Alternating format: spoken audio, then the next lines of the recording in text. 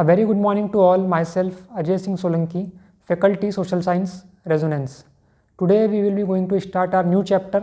The name of the chapter is Tribal Nomads and Settled Communities. This is chapter 7 of your module. अब chapter की जो heading है उसी से हम थोड़ा बहुत चैप्टर का एक आइडिया लेने की कोशिश करते हैं कि क्या चैप्टर हमें बोलना चाह रहा है। 3 अलग अलग वर्ड्स यहाँ पर हम देख रहे हैं, ट्राइब्स या नोमैड्स या सेटल्ड कम्युनिटीज़। तो कहीं ना कहीं हम बात किस चीज़ की करने वाले हैं, इंडिया के अंदर कौन कौन सी ट्राइब्स थी, कौन सी ट्राइब्स थी जो कि मूवमेंट कर रही थी एक जगह से दूसरी जगह पर। हमने कई बार देखा होगा मूवीज़ के अंदर कई नोमैड होते हैं जिनको हिंदी में क्या बोलते हैं, बंजारे लोग बाग होते हैं, जो आपका एक जगह से दूसरी जगह मूवमेंट करते रहते हैं। जनरली एक जगह पर वो रिसाइड नहीं करते, सेटल डाउन नहीं होते। तो हम इस चैप्टर के अंदर इस तरह की ट्राइब्स को, इस तरह के नोमैड्स को डिटेल के अंदर, कम्युनिटीज़ को पढ़ने वाले हैं। Foreigners like the Turk, Afghan and the Mongols came to India at a time when our society was in a state of transition. मतलब जब एक ट्रांसफॉर्मेशन हो रहा था हमारी सोसाइटी के अंदर, अलग अलग कल्चर्स यहाँ पे मर्ज हो रहे थे, अलग अलग डेवलपमेंट्स हो रहे थे, किंग्स एंड किंगडम्स नए नए एरियाज़ को एक्सप्लोर कर रहे थे, तब बाहर से कुछ लोग बाग, जैसे कि यहाँ पे एग्जांपल दिया आपका तुर्क का, अफगान का, मंगोल्स का, ये सब लोग बाग क्यों आ रहे थे, किस कारण से आ रहे थे? कहीं ना कहीं ट्रेड करने के लिए। हमें पता है हमारे भारत के अंदर बहुत सारे स्पाइसेस हुआ करते थे, क्लॉथ हुआ करता था, तो इनके ट्रेडिंग के पर्पज से ये लोग इंडिया में कई बार आया करते थे। They had their own custom, traditions, value system etcetera which were completely different. So their arrival led to the marked variation in the existing social structure. New social classes and caste emerged. The position of women also changed with the new social order. Another type of society that emerged was the tribal society that was more or less based on the equality. जब भी कोई व्यक्ति किसी और country का हमारी country में आएगा या हम किसी और की कंट्री में जाएंगे तो डेफिनेटली क्या होगा, एक्सचेंज होएगा हमारे कल्चरल वैल्यूज़ का, ट्रेडिशंस का, हमारी क्लोथिंग हैबिट्स का, हम क्या खाते हैं, हम किस तरह की भाषा बोलते हैं, इस तरह की चीज़ों का कहीं ना कहीं एक्सचेंज होगा और नए आप कह सकते हैं ट्रेडिशन निकल करके आएंगे। आज अगर अपन अपने कंट्री की ही बात करते हैं तो हम जब साउथ में जाएंगे तो वहाँ पर क्लोथिंग स्टाइल अलग है लोगों का, वहाँ पर जो वहाँ का स्टेपल फूड है या जो वहाँ पर किस तरह का फूडिंग हैबिट्स है वो अलग है। अगर अपन नॉर्थ इंडिया से कंपेयर करें तो इंडिया की बात ही करें तो इंडिया इतना बड़ा है कि यहीं पर बहुत सारी चीज़ें जब हम ट्रेवल करेंगे तो एक्सचेंज होंगी, डिफरेंट हमको कहीं ना कहीं कल्चर देखने को मिलेगा। अब जब इस तरीके के अलग अलग ट्राइब्स आई तो उन्होंने भी अपने कल्चर यहाँ पर शेयर करे और उससे क्या आउटकम निकल कर के आया, नई तरीके की हमारी सोशल क्लासेस कंट्री के अंदर इमर्ज हुई, जिसके अंदर हमारे को एक कह सकते हैं ट्राइबल सोसाइटी काफ़ी ज़्यादा उसके अंदर डेवलप हुई, जो कि कहीं ना कहीं इक्वालिटी को काफ़ी इम्पोर्टेंस दिया करती थी। Beyond big cities, first is are tribal societies. There were however other kinds of societies as well. Many societies in the subcontinent did not follow the social rules and rituals prescribed by the Brahmins, nor were they divided into the numerous unequal classes. Such societies are often called the tribes. अब ऐसी societies जो कि आपकी कहीं ना कहीं forest या उसके आसपास के इलाकों के अंदर बसी हुई हैं उनको हम ट्राइब कह सकते हैं। ज़रूरी नहीं है फॉरेस्ट के आसपास यूँ आपके अलग अलग जो आउटर्स थे कंट्री के, अलग अलग जो प्रोविंसेस थी वहाँ पर भी वो रह सकते हैं, बट जनरली ये देखा गया है कि फॉरेस्ट या उसके आसपास ज़्यादा क्वांटिटी में पाए जाते थे। प्लस अब ये अलग इनके ट्रेडिशन हुआ करते थे, जो ब्राह्मण्स ने अपने rights and rituals follow setup कर रखे थे, जो फॉलो किया करते थे, इससे थोड़ा सा ये डिफरेंट चलते थे। नेक्स्ट,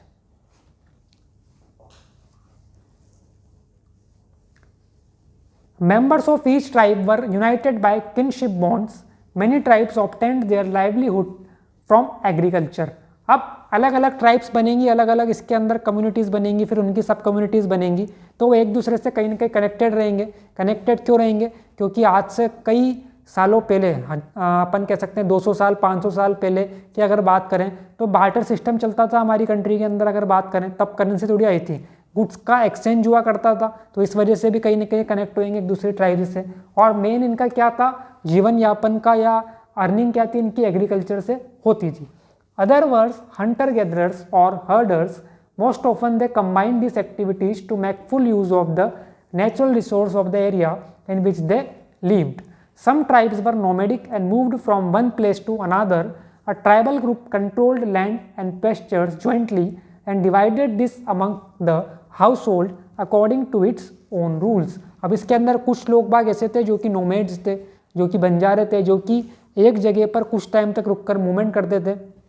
इसका एक एग्जांपल लेते हैं, जैसे आज अपन अगर अपने इंडिया की बात करें तो कश्मीर का एरिया है जो अपना ऊपर नॉर्दर्न एरिया है, वहाँ पर जब ज़्यादा बर्फ़ पड़ती है तो वहाँ के जो ट्राइब्स नीचे आ जाती हैं, सेटल डाउन होने, और जब गर्मी पड़ती है तो वापस ऊपर अपने कैटल्स के साथ मूवमेंट करती हैं। तो इस तरीके से ये भी जो ट्राइब्स थी या जो नोमैड्स थे ये अपना लाइफ कह सकते हैं अच्छी तरीके से जी रहे थे। इसके अंदर भी कुछ उन्होंने जो ट्राइबल्स जो इनके लीडर्स थे उन्होंने रूल्स बना रखे थे, किस तरीके से जो एग्रीकल्चर का एक आउटपुट आएगा उसको किस तरीके से हमें डिवाइड करना है, किस तरीके से कम्युनिटीज़ के अंदर वर्क है उसको डिवाइड किया जाएगा। Many large tribes thrived in different part of the subcontinent, they usually lived in the forest, hills, deserts and places difficult to reach. Sometimes they clashed with the more powerful caste-based societies. In various ways, the tribes retained their freedom and preserved their separate culture. अब अलग अलग tribes हैं, कुछ tribes हो सकता है quantity में ज़्यादा हो, कुछ कम हो, तो ऑब्वियस सी बात है एरिया को एक्सपेंड करने के कारण या कुछ और भी रीज़न हो सकते हैं, क्लैश होएगा दो ट्राइब्स के बीच में, फिर देखेंगे कौन किस ट्राइब के ऊपर अपनी सुप्रीमेसी चलाता है, तो इस तरह के क्लैशेस भी हमें देखने को मिले। But the caste-based and tribal societies also dependent on each other for their diverse needs. This relationship of conflict and dependence gradually caused both societies to change. अब अलग अलग जो आपकी ट्राइबल सोसाइटीज़ थी वो एक दूसरे के साथ उनका मजबूरी कह सकते हैं या आप कह सकते हैं नीड कह सकते हैं, उनको मिलना तो था। क्यों? क्योंकि एक दूसरे की ज़रूरतें पूरी करनी थी। मान लीजिए एक एग्जांपल लेते हैं अपन, यहाँ पर एक ट्राइब है जो कि एग्रीकल्चर में काफ़ी ज़्यादा एक्सपर्टीज़ है उनकी, वो काफ़ी ज़्यादा एग्रीकल्चर कर रहे हैं। एक ट्राइब है जो कि आपका फॉरेस्ट के अंदर हंटिंग करती है, जब फॉरेस्ट के अंदर से आपके अलग अलग हर्ब्स होती हैं उनको निकाल करके लाते हैं, तो दोनों ट्राइब्स आपस में गुड्स एक्सचेंज करेंगे और उनको एक डाइवर्स क्या मिल जाएगा, एक ईटेबल्स मिल जाएंगे या अलग अलग जो गुड्स होते हैं वो उनको मिल सकते हैं अगर वो कह सकते हैं एक्सचेंज करें अपने गुड्स को। अगर एक ट्राइब अपने आप में रह जाएगी तो जो भी वो लोग प्रोड्यूस कर रहे हैं केवल उसी के अंदर उनको अपनी लाइफ स्पेंड करनी पड़ेगी। बट जब अलग अलग ट्राइब्स मिलेंगी एक दूसरे से तो हर किसी का अपना अपना काम होगा, उन चीज़ों को जब वो इंटर एक्सचेंज करेंगे तो कहीं ना कहीं और वैरायटी मिलेगी और ज़्यादा डेवलपमेंट ट्राइब्स के अंदर हमें देखने को मिलेगा। The term tribe is derive from the Latin word tribus meaning the name of the tripartite ethnic division of the original Roman state, that is Titus, Ramis and Lucerus. अब यहाँ पर तीन हमें क्या है अलग अलग ट्राइब देखने को मिलती हैं। कौन कौन सी? टिटिस, रेमिनिस एंड ल्यूसेरस। अब ये ओरिजिनली कहाँ से इनके डिवीज़न हुए? आपके रोमन स्टेट से इनके डिवीज़न हमें देखने को मिलते हैं। एथनिक का मतलब क्या होता है? एथनिक डिवीज़न का मतलब क्या होता है? पर्टिकुलरली आप कह सकते हैं जो आपकी एक कास्ट होती हैं स्पेसिफिकली, या रिलीजन के अंदर हम अलग अलग कास्ट फिर उनको डिवाइड कर देते हैं सब कास्ट के अंदर, तो एथनिक कंपोजिशन किसी जगह का, किसी एक कंट्री के अंदर क्या एथनिक कंपोजिशन हो सकता है। जैसे इंडिया की बात करें तो इंडिया के अंदर हिंदू भी रहते हैं, मुस्लिम भी रहते हैं, क्रिश्चियन भी रहते हैं, बुद्धिस्ट रहते हैं, जैन रहते हैं, बहुत सारे अलग अलग रिलीजन्स हैं, फिर उसमें कम्युनिटीज़ बन जाती हैं। ठीक है। Who were the tribal people? The settlements और the group of people who continued to live on in the hinterland of forest, hills and mountains are commonly known as the tribals. They practiced their own social custom, religion and occupations. आज अगर हम इसको देखें कि हमें बोल दिया जाए कि हमें क्या करना है, फॉरेस्ट के अंदर जा कर के रहना है, तो क्या हम रह सकते हैं? हम आउटिंग पे जा सकते हैं, हम 6 दिन के लिए कह सकते हैं कि हम जा रहे हैं वहाँ पे कैंप लगाएंगे, एंजॉय करेंगे।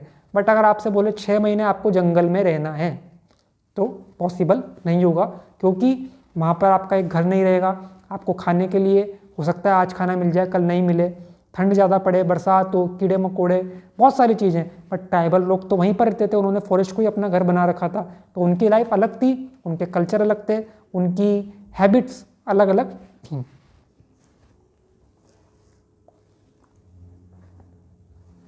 They had their own tribal chiefs who dictated the administrative rules and administered justice in case of disputes.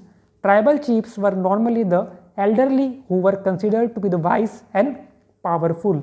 Their culture did not have any division in terms of the caste or lineage. They worshipped the common gods of the nature whom they feared. They also worship their ancestor and spirits. अब अलग अलग जो यहाँ पर आपको जनजातियाँ बताई गई हैं, उनका एक कौन होता था? लीडर होता था। जो लीडर है वो अपनी जनजाति को, अपनी ट्राइब को क्या करेगा? लीड करेगा। उन्हें आगे क्या करना है, आगे किस जगह पर मूवमेंट करना है, उन सब चीज़ों के बारे में वो ही डिसीजन लेगा और फिर बताएगा। इसके अलावा क्या बोला गया हमारे को यहाँ पे कि ये लोग अलग अलग तरीके से वर्शिप क्या करते थे। जनरली जो आपके ट्राइबल पीपल होते हैं या जो आदिवासी होते हैं वो जंगल की पूजा बहुत करते हैं, क्योंकि उन्हें ये लगता है कि हमारे जो एंसेस्टर्स हैं वो हमें यहाँ पर इसलिए छोड़ के गए अर्थ के ऊपर ताकि हम फॉरेस्ट को प्रोटेक्ट कर सकें। फॉरेस्ट ही है जो हमें क्या करते हैं यहाँ पे रहने के लिए या हमारे खान पान के लिए अलग अलग रिसोर्सेज प्रोवाइड करते हैं। तो फॉरेस्ट के अंदर आपका कुछ स्पेसिफिक ट्रीज़ हो गए, या कह सकते हैं आप अलग अलग हमारी कंट्री के अंदर ही देखें तो अलग अलग स्टेट्स के अंदर बहुत सारे ऐसे ट्रीज़ हैं या अलग अलग ऐसी हर्ब्स हैं जिसको ट्राइबल पीपल क्या करते हैं, आज भी आपका उसको पूजा करते हैं या उसको सेक्रेड मानते हैं। स्पेसिफिक है कि ये रिलीजियस, इसके अंदर कुछ उनके सेंटिमेंट्स जुड़े हुए हैं। जैसे कि राजस्थान में आपका खेजड़ी ट्री है, उसको काफ़ी रिलीजियस एक कम्युनिटी उनके द्वारा माना जाता है। आगे देखें इसके अंदर अगर अपन नेक्स्ट ऑक्यूपेशन क्या थे अब ट्राइबल पीपल के। Agriculture was the primary occupation but open land and patches were not commonly available. They were forced to practise shifting और slash and burn cultivation to maintain the fertility of the soil. अब tribal people का basic क्या occupation था? Agriculture. But जरूरी है कि हर जगह पे उनको क्लियर पैचेस ऑफ लैंड मिल जाएगी, खुली ज़मीन मिल जाएगी जहाँ पर आप एग्रीकल्चर करो। नहीं, फॉरेस्ट रहेंगे ना वहाँ पे आसपास, तो कैसे कर सकते हैं? तो वो क्या करते थे? स्लैश एंड बर्न एग्रीकल्चर या शिफ्टिंग एग्रीकल्चर। शिफ्टिंग एग्रीकल्चर का मतलब क्या होता है? जब आप 2 से 5 साल के लिए किसी ज़मीन पर क्या कर रहे हो? एग्रीकल्चर कर रहे हो, और आने वाले 10 साल तक उसको खाली छोड़ करके कहीं और मूवमेंट कर जाओगे। ऐसा क्यों करते हैं? ताकि जो सॉइल है वो ऑटोमेटिकली, जो नेचुरली है उसकी जो सॉइल फर्टिलिटी है वो वापस रिगेन कर सके। ठीक है। स्लैश एंड बर्न एग्रीकल्चर क्या होता है? आपने एक जगह पर एग्रीकल्चर किया 5 साल मान लेते हैं, फिर उस जगह को आपने लेफ्ट आउट किया, कहीं और मूवमेंट कर रहे हो, तो उस जगह पर आप उस जो लेफ्ट आउट एग्रीकल्चर का उसको क्या करोगे? जला दोगे। क्या बोलते हैं इसको अपनी आम भाषा में? परेली। क्या करते हैं? एग्रीकल्चर जो आउटपुट होता है, जो बचा कुचा जो आपने हार्वेस्टिंग के बाद बच रहा है उसको जला देते हैं और कुछ टाइम तक उस पर कल्टिवेशन नहीं किया जाता है, ताकि एक नेचुरली आपका जो सॉइल है उसके अंदर फर्टिलिटी आए, उसके अंदर ऑक्सीजन जो है इंटरनली काफ़ी अच्छा सॉइल के अंदर चल जाए, ताकि जब अगली हम फसल उगाएं तो उसके अंदर एक बेटर प्रोडक्टिविटी हमें निकल करके आए। Slash and burn method. Trees are cut and bushes are burnt on a patch of land in the forest and the crop is grown.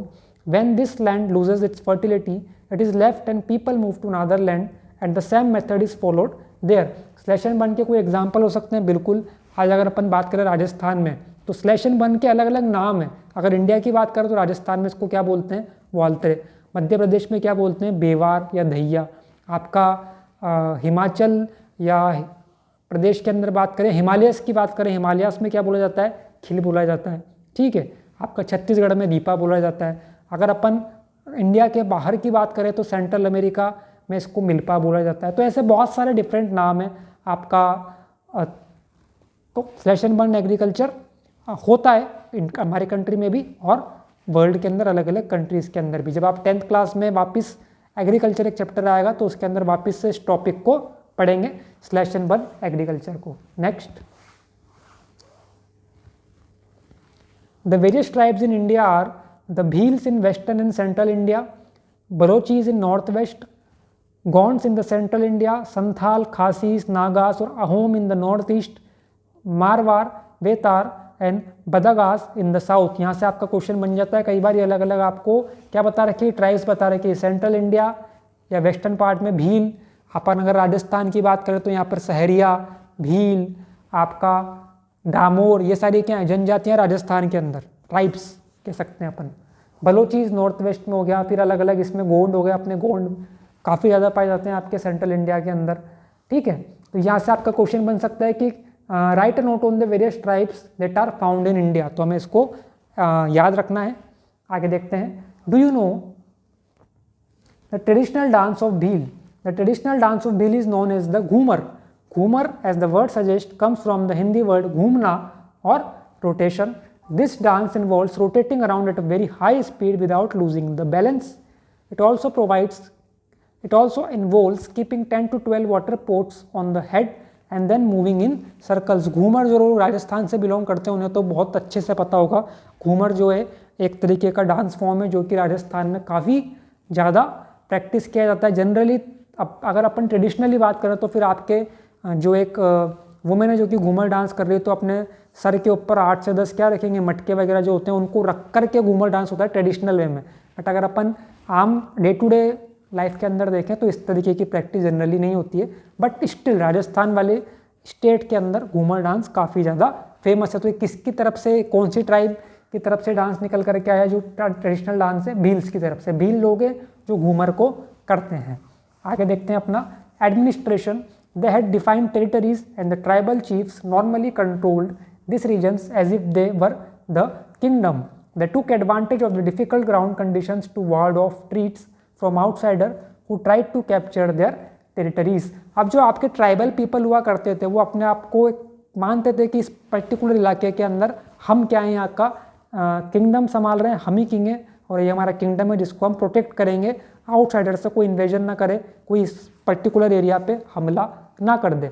आप देखेंगे जब ब्रिटिशर्स इंडिया के अंदर आए तो उन्होंने फॉरेस्ट के अंदर कितना ज़्यादा कह सकते हैं रोक टोक लगा दी, फॉरेस्ट को डिवाइड कर दिया। डिएट्रिक ब्रांडिस थे जो कि ब्रिटिशर्स ने इन्वाइट किया था स्पेसिफिकली, तो उन्होंने काफ़ी ज़्यादा क्या कर सकते हैं अपन डिस्क्रिमिनेशन किया। जो ट्राइबल पीपल अपन अभी पढ़ रहे हैं ना, इन लोगों को फॉरेस्ट से बाहर निकाला, फॉरेस्ट को डिवाइड किया अलग अलग कैटेगरीज में और बाद में ऐसे रूल्स निकाल दिए गए कि फॉरेस्ट के अंदर आप एक पर्टिकुलर टाइम पर जा सकते हैं या एक पर्टिकुलर जो फॉरेस्ट की क्लास है उसी के अंदर आप अपना वुड लेने के लिए या आप अपनी हर्ब्स लेने के लिए, फ्रूट्स लेने के लिए जा सकते हैं। With the change of times, they did adopt some administrative rules of the villages nearby and improved the ways of the agriculture.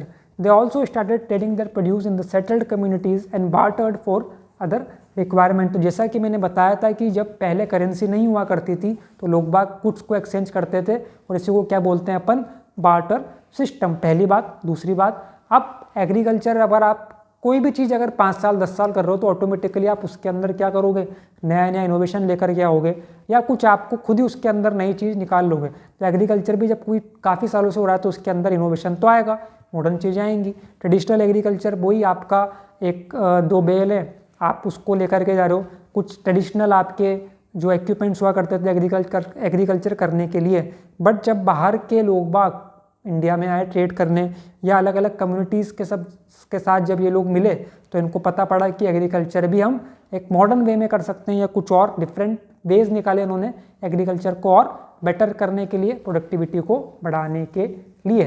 We shall now study in slightly more detail about the 2 tribal communities, the Gond of the central India and the Ahom of north east India. तो north east अपना आसाम, मणिपुर, मेघालय वाला part जहाँ पर ज़्यादा अपन देख सकते हैं population इतनी नहीं है क्योंकि वहाँ पे माउंटेन्स काफ़ी ज़्यादा हैं, और सेंट्रल इंडिया तो हम अपना जो नॉर्दर्न पार्ट है वहाँ पर कौन सी ट्राइब्स हैं आपकी, गोंड्स। नेक्स्ट,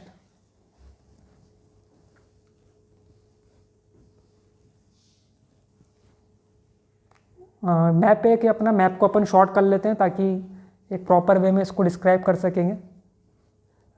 ऊपर की तरफ अगर देखें तो इस मैप के अंदर हमें क्या दिख रहा है, आपका अलग अलग ट्राइब्स की बात कर रहे हैं, जैसे कि भील्स सेंट्रल वाले पार्ट में, राजस्थान वाले इलाके में, गोंड सेंट्रल एरिया में हो गया आपके, खासीस, अहोम ये नॉर्थ ईस्ट, नागास। फिर ठीक है साउथ में आएंगे तो आपका कोरगास, बेराट्स, कतकरीस, कोया, बादागास। अपन वेस्टर्न की ओर बात करें तो इधर आपका जेतवास की बात है, कोलीज है, अलग अलग ये क्या है ट्राइब्स हैं, ठीक है। और ऊपर की बात करें अपन तो ऊपर की तरफ भी आपको ट्राइब्स दे रखी हैं। तो ये सारी क्या है बेसिकली, जैसे कि खोकर्स दे रखा है, गक्कर्स दे रखा है, ये सब अलग अलग क्या थी आपकी ट्राइब्स थी जो कि इंडिया के अलग अलग पार्ट के अंदर अपना लाइफ स्पेंड कर रही थी और अलग अलग इन्होंने फिर जब ये लोग इंटर एक्सचेंज किया तो इनको एक नए नए काम मिले करने के लिए, नए नए इनोवेशन मिले, नए नए इन्होंने चीज़ों को डेवलप किया, ठीक है। एक और अपन अगर यहाँ पर एग्जाम्पल लें तो पहले ट्राइब जनरली जंगल के आसपास रहती थी और अपना जीवन यापन कर लेती थी, बट जैसे जैसे पॉपुलेशन बढ़ना स्टार्ट हुई, जैसे जैसे जंगलों का सफाया हुआ, तो ट्राइब्स कहीं ना कहीं मजबूर हुए कि उनको भी आसपास की सिटीज़ के अंदर जाकर के काम करना पड़ा, या उन्होंने जो भी वो अपना छोटा मोटा काम करते थे, जैसे हैंडीक्राफ्ट हो गया, आपका जूट होता है, जूट से ये लोग टोकरी वगैरह बनाते थे, तो उसको आसपास के मार्केट्स में जाके सेल करने लगे। तो इस तरीके से धीरे धीरे डेवलपमेंट हुआ और जो ट्राइबल पीपल थे वो भी कहीं ना कहीं मार्केट में अपने गुड्स को सेल करने लगे, या फैक्ट्रीज में एज ए लेबर काम करना इन्होंने स्टार्ट किया।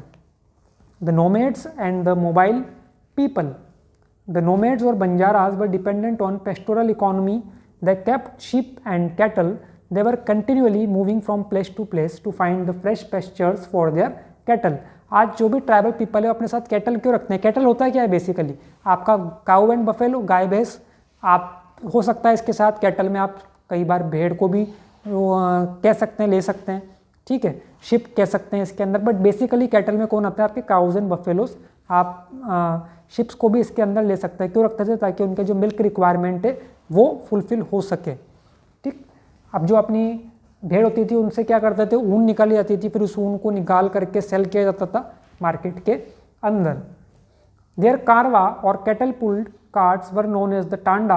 दे used to supply wool, ghee and other milk products to the settled agriculturist. In exchange they used to get from them grains, cloth and other things of domestic use. तो यहाँ पर वही वाली बात आ रही है कि जो ट्राइबल पीपल है वो सेटल्ड जो एग्रीकल्चरिस्ट हैं, जो कम्युनिटीज़ हैं, उनको घी दे रहे हैं, उनको वूल दे रहे हैं, उनको कोई और फॉरेस्ट का जो आउटपुट निकल करके आ रहा है दे रहे हैं, और उसके बदले में उनसे ग्रेन, कपड़े या और भी कोई डेवलप्ड चीज़ है जो कि मार्केट में बिक रही है, एक्सचेंज में ले रहे हैं। Alauddin Khalji force the Banjaras to employ their cattle for transporting grains to the city markets. When the Mughals invaded south India, the food grains were supplied to their troops by this nomad traders. तो जब अलाउद्दीन खिलजी ने बोला कि अब जो आपकी कैटल्स हैं वो किस काम आएंगी? हमारे गुड्स को ट्रांसपोर्ट करने के लिए। अब जब मुगल्स ने साउथ इंडिया पे अपना कब्जा जमाने की कोशिश करी तो वहाँ पर फूड ग्रेन्स को ट्रांसपोर्ट करने के लिए नोमेड ट्रेडर्स को ही इन्होंने डिप्लॉय किया। फिर उनकी कैटल्स के ऊपर, जैसे आपका कह सकते हैं अलग अलग कैटल्स के ऊपर आपके फूड आर्टिकल्स रख करके इनको ट्रांसपोर्ट करवाया जाता था, और ये काम कौन करते थे? आपके nomad traders. That is how the Banjaras migrated to Andhra Pradesh and other adjoining areas in the southern India. They eventually settled down in the Deccan and followed various professions, but many sections among them continued to travel from place to place. They made and sold things such as small iron tools, ropes, mats and the baskets. तो हमने क्या देखा इस chapter के अंदर अभी कि किस तरीके से हमारे यहाँ पे जो ट्राइबल्स हैं, जब उनको मुगल्स क्या कर रहे हैं, कह रहे हैं कि आपको हमारा फूड ग्रेन्स लेकर के जो हमारे इक्विपमेंट्स हैं, आर्म्स हैं, एम्यूनिशंस हैं, उनको एक जगह से दूसरी जगह पे मूवमेंट कराना पड़ेगा। तो उसके साथ ये लोग भी दूसरी जगह पर जा रहे हैं। जैसे कोई ट्राइब नॉर्थ की है तो साउथ में जा रही है, फिर हो सकता है वहीं पर जा करके बस जाएँ, वहीं पर अपनी कम्युनिटी को एक्सपेंड करें। तो क्या देखा हमने आज के इस चैप्टर के अंदर कि हमारी कंट्री के अंदर किस तरीके से अलग अलग ट्राइब्स थी और वो ट्राइब्स अलग अलग स्टेट्स के अंदर सेटल डाउन थी, but due to exchange of goods, due to exchange of trade, इन लोगों ने मूवमेंट स्टार्ट किया और धीरे धीरे ट्राइब्स का एक जो लिविंग स्टैंडर्ड था या जो उनको कह सकते हैं जो उनका लाइवलीहुड था वो बेटर होता चला गया ईयर्स बाय ईयर्स। इसका आगे का पार्ट हम नेक्स्ट क्लास के अंदर लेंगे। Thank you.